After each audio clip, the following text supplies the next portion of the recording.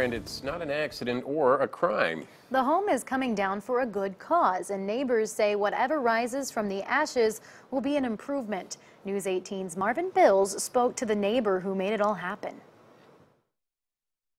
It's a slow news day if you're going to watch me hammer nails.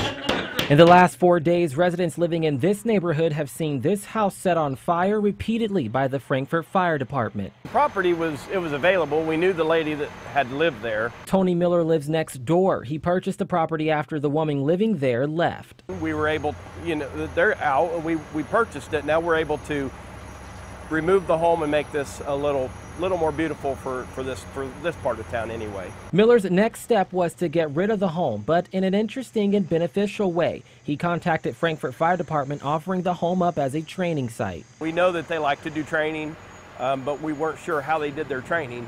So I approached Chief Kirby, asked him about it, and he was all up for it.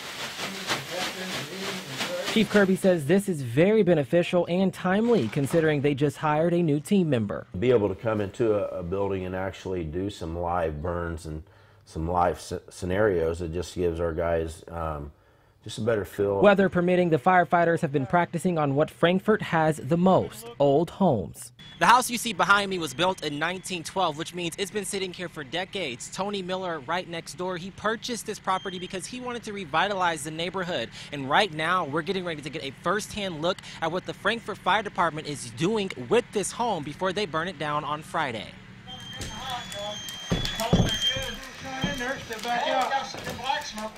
This is different. This is a house they've never been in before, and it gives them an opportunity to see something different. Just being able to make Frankfort a little more beautiful on this end is the end goal. In Frankfort, Marvin Bills, News 18.